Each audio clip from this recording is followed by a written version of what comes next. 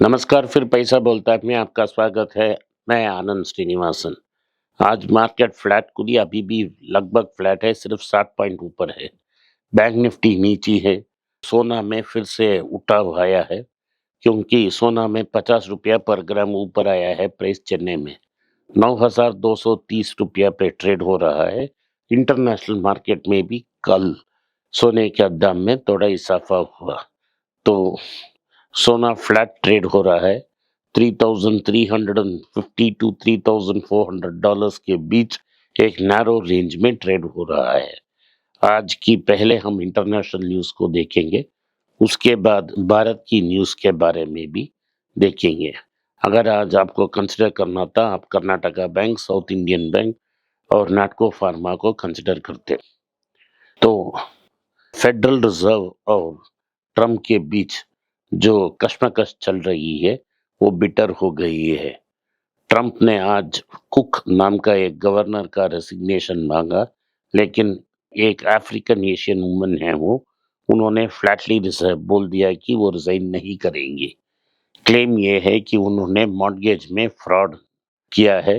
दो primary residences उन्होंने claim की है, दोनों में स्पेशल रेट्स ले ली है, लेकिन रूल्स के अनुसार सिर्फ एक में स्पेशल रेट्स ले सकती थी। कुक ने फ्लैटली इनकार कर दिया और बोला कि वो रिजाइन नहीं करेगी और वही टिकी रहेगी। एक थरो इन्वेस्टिगेशन के बाद ही ये पता चलेगा कि क्या उन्होंने फ्रॉड की कि नहीं। फेडरल रिजर्व की मिनट्स ऑफ द मीटिंग को रिलीज किया गया है।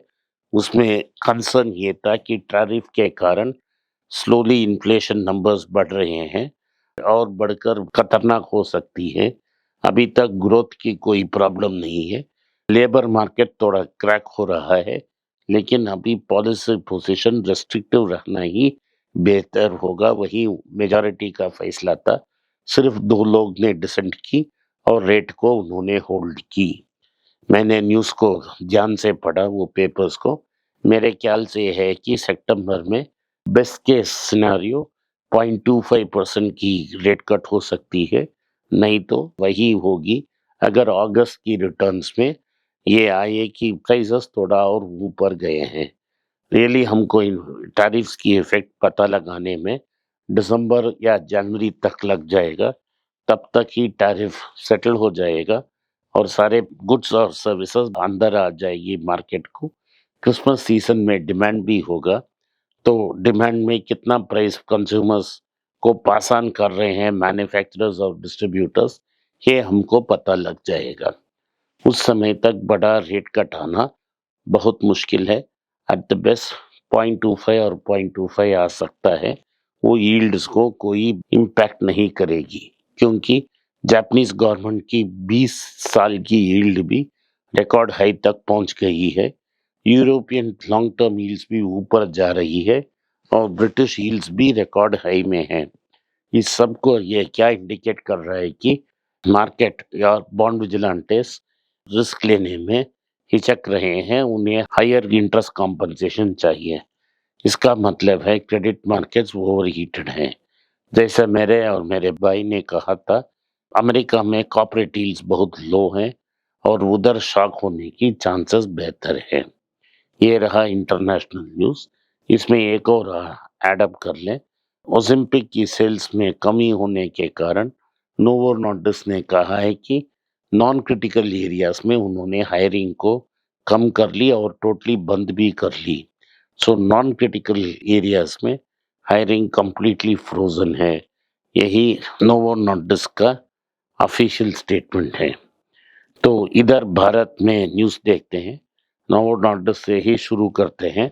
नोवो नॉर्डिस्क को नाटको ने चैलेंज किया है हाई कोर्ट दिल्ली में। उन्होंने ये कहा है कि नोवो नॉर्डिस्क सीधा बात आंसर नहीं दे रही है कि कब उनका पेटेंट खत्म हो रहा है। अगर वो क्लियरली आंसर देती है तो पेटेंट का प्रॉब्लम इमीडिएटली रिजॉल्व हो जाएगा और वीगो वी का सेल्स नीचे आएगा। मार्च 2026 तक यह अनुमान है कि वो वीगो वी का पेटेंट निकल जाएगा।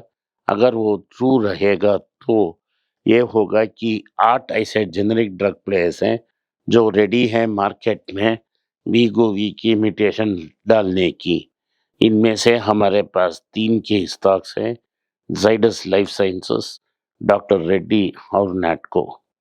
आज नैटको ने एक और भी इम्पोर्टेंट न्यूज़ अनाउंस की है कि उन्होंने लुपिन की पार्टनरशिप से अमेरिका में 3 साल के ऊपर बच्चों की लंग्स की जो डिसीज़ है, उसके लिए दवा रेडी कर दी है।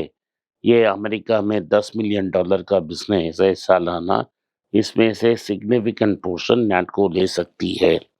ये 180 डेज़ में फर्स्ट टू फाइल राइट्स हैं, सो ये पहले जेनरिक का पैटेंट डाला है, उनको एक्सक्लूसिव राइट्स मिलेगा 180 डेज़ के लिए। वो आज अमेरिका में नैटको को मिल गया। रेगुलेटरी पार्टनरशिप में लूप इन होंगे।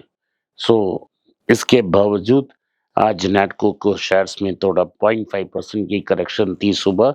अगर आप चाहें तो इसको कंसिडर कर सकते हैं, ये अच्छा स्टॉक है।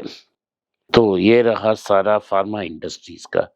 टाटा मोटर्स ने ऑफिशियली कंफर्म कर दी है कि उनकी पैसेंजर व्हीकल डिवीजन जल्दी ही एक साउथ अफ्रीका में पैसेंजर व्हीकल्स डिस्ट्रीब्यूट करना शुरू कर देंगे। पैसेंजर व्हीकल्स की न्यूज़ सेपरेट है, कमर्शियल व्हीकल्स की न्यूज़ भी सेपरेट है। अक्टूबर के अंत तक दोनों सेपरेट हो जाएंगे ऑफिशियली। हमें जिनके पास टाटा मोटर्स की शेयर से एक share Tata Motors passenger vehicle के लिए, एक शेयर टाटा कमर्शियल व्हीकल्स मिलेगा। पैसेंजर व्हीकल्स टाटा मोटर्स के नाम ही रहेगा और कमर्शियल व्हीकल्स को टाटा कमर्शियल व्हीकल्स का नाम दिया जाएगा। ये रहा टाटा मोटर्स के बारे में न्यूज़। कल ने मैंने सिस्टर चैनल में कहा था कि भारत में टू व्हीलर ऑटो को डोमिनेट करने वाला सिर्फ एक ही जापानीज कंपनी होगा, वो रहा होंडा। होंडा ने उसे कंफर्म कर आज एक नया कंपनी लॉन्च किया है, होंडा फाइनेंशियल सर्विसेज। जो लोग होंडा मोटरसाइकिल्स और स्कूटर्स खरीद रहे हैं, उनके लिए एक्सक्लूसिव फाइनेंस देने के लिए एक सर्विस प्रोवाइडर होगा और होंडा कार्स के लिए भी फाइनेंस देगा। तो होंडा अपने आप में भारत में अपना पोजीशन को स्ट्रेंथन कर रही है और ये पक्का कर रही है कि वो मार्केट स्पेस में अपना पोजीशन को और तगड़ा बने। सारी जो माइक्रो फाइनेंस कंपनीज हैं, जो रिमेनिंग बैड लोन्स हैं, वो जल्दी राइट ऑफ कर रहे हैं ताकि वो अपना रेगुलर पोजीशन को स्ट्रेंथन करें और नया लोन्स देना शुरू करें और फिर से प्रॉफिटेबल बनाएं। तो माइक्रो फाइनेंस में अगले 2 क्वार्टर्स में एनपीए बढ़ सकते हैं, उसके बाद ठीक होने की चांसेस बहुत अच्छे हैं।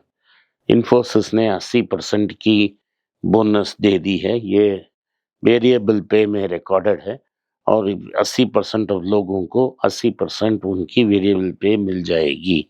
इन्फोसिस में तो में भी ले ऑफ ऑलरेडी हो चुकी है। आपको याद होगा कि जो मैसूर की स्टाफ को कैसे निकाला गया। सो टीसीएस में भी अभी क्या हो रहा है कि राइट साइजिंग हो रही है और 12,000 लोगों को नौकरी से बर्खास्त कर रहे हैं। ये रहा टीसीएस के बारे में का न्यूज़। ओला की प्राइसेस में आज 7% की फॉल है। पिछले 2 दिन में 25% की सफाती उधर से 7% गिरी है क्योंकि वाहन की सेल्स रिपोर्ट आई थी और ओला फिर से डिसअपॉइंट की है। अग्रवाल साहब मीटिंग्स को अवॉइड कर रहे हैं। बेहतर होगा कि आप इन जैसे स्पेकुलेटिव कंपनीज में अपना पैसा नहीं डालें क्योंकि प्राइसेस नीचे जाती रही है और ये फैक्ट्री बंद हो जाएगा एक दिन।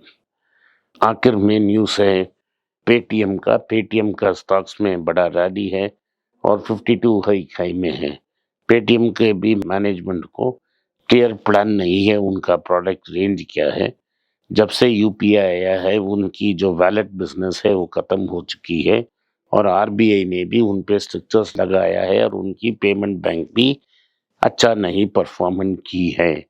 तो ये सिर्फ होप के बदौलत इस स्टॉक ऊपर जा रही है। सारे बड़े इन्वेस्टर्स जिन्होंने पहले आए उन्होंने अपना प्रॉफिट्स बुक कर ली है। तो आप इन जैसे न्यू एज कंपनीज को अवॉइड करें। आज के लिए इतना ही। अपने इस पॉडकास्ट को सुना इसके लिए मैं आपका आभारी हूँ। हो सके तो वीडियो को लाइक कीजिए, चैनल को सब्सक्राइब कीजिए और बेल नोटिफिकेशन दबाएं। नमस्कार, धन्यवाद, जय हिंद। नीचे एक ईमेल स्क्रॉल हो रहा है, इसका ईमेल एड्रेस है पैसा बोलता है .np@gmail.com। अगर आप मुझसे संपर्क करना चाहते हैं तो इस ईमेल में मेल भेजें, मेरी टीम आपसे बात करेगी। फिर से बता रहा हूँ मैं, पैसा बोलता है .np@gmail.com। इसमें आप मेल भेज सकते हो, मेरा टीम आपसे संपर्क करेगा।